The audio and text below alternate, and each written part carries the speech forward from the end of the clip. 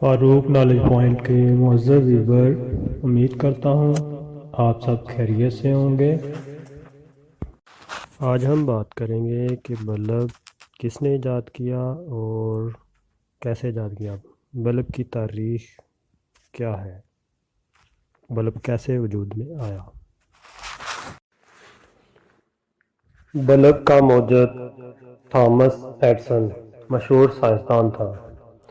اپنے بچپن میں کسی بیماری کے باعث وہ اپنی سننے کی جو قوت ہے اس سے محروم ہو گیا۔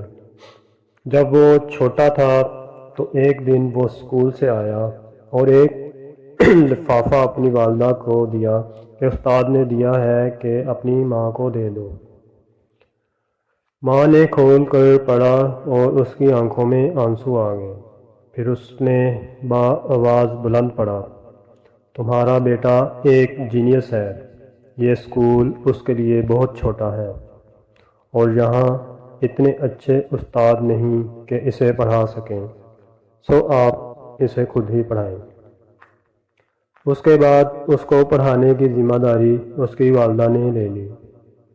سالوں بعد جب تھامس ایڈسن ایک سائنسدان کے طور پر مشہور ہو گیا اور اس کی والدہ وفات پا چکی تو وہ اپنے خاندان کے پرانے کاغذات میں کچھ ڈھونڈ رہا تھا کہ اسے وہی خط ملا۔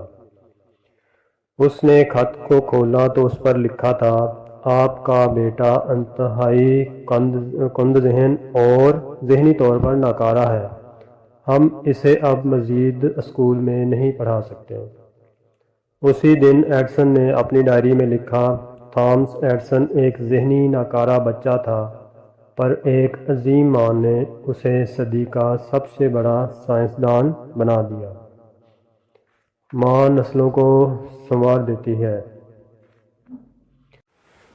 بلب کی ایجاد بھی تھامس ایڈسن کا ہی ایک کارنامہ ہے، اس پر بھی کئی کہانیاں ہیں۔ تاریخ کا عظیم ترین موجد قرار دیا جاتا ہے۔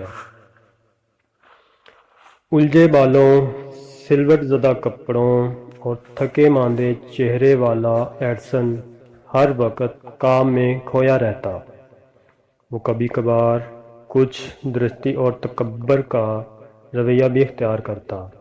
مثلاً ایک مرتبہ اسے تھوکنے کے لیے والدان پیش کیا گیا تو اس نے کہا کہ وہ فرش پر تھوکنا زیادہ پسند کرتا ہے کیونکہ وہ ہر وقت پاس ہوتا ہے۔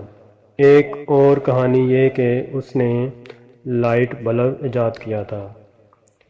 ایڈسن سے پہلے بھی کئی لوگ یہ ایجاد کر چکے تھے، کوئی 30 برس پہلے، لیکن کوئی بھی کارآمد نہ ہوا۔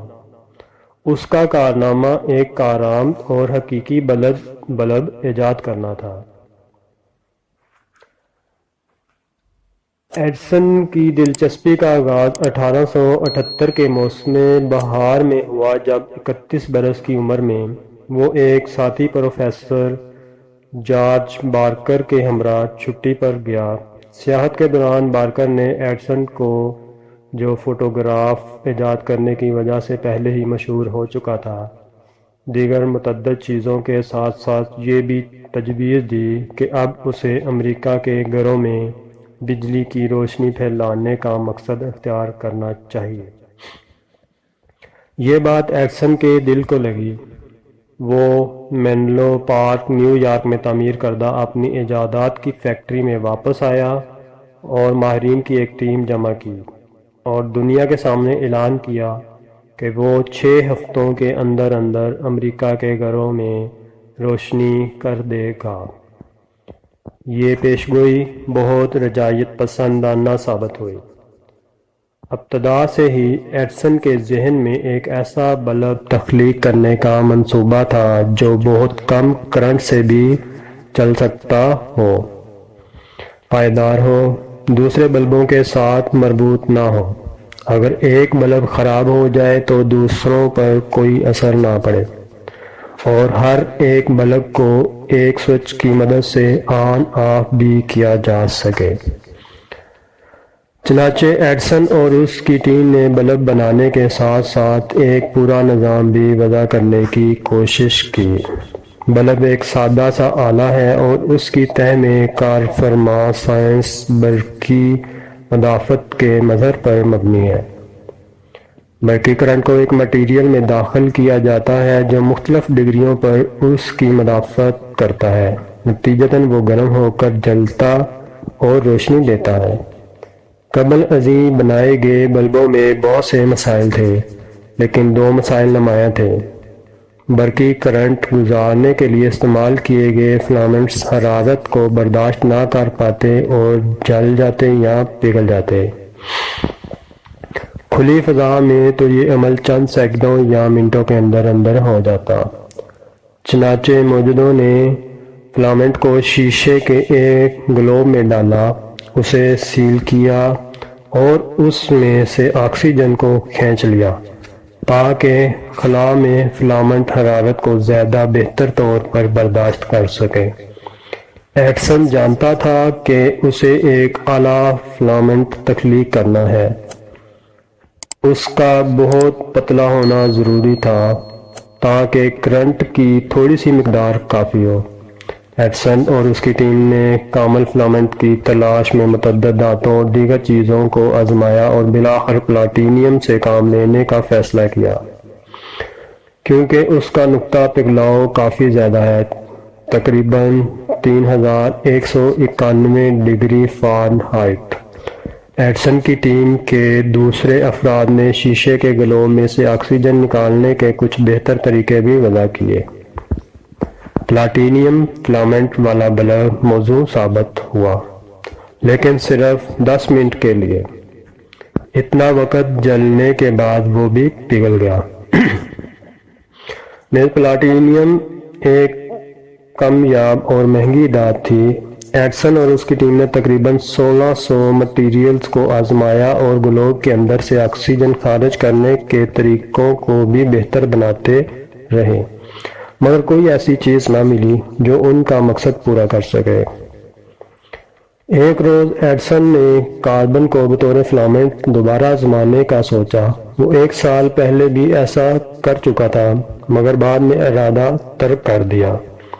اسے معلوم تھا کہ کاربن کا نقطہ پگھلاؤ 6233 ڈگری فارنہائٹ یا 4500 ڈگری سینٹی گریڈ ہے۔ ایڈسن نے حساب کتاب لگایا کہ موضوع مدافعت کے ساتھ کام کرنے کے لیے فلامنٹ کو قطر میں 1/64 انچ اور لمبائی میں 6 انچ ہونا چاہیے۔ اس نے گیس لیمپوں کے شیشوں پر جمی ہوئی کالک کرچی اسے رال کے ساتھ ملایا تاکہ فلامنٹ کی شکل دے سکے۔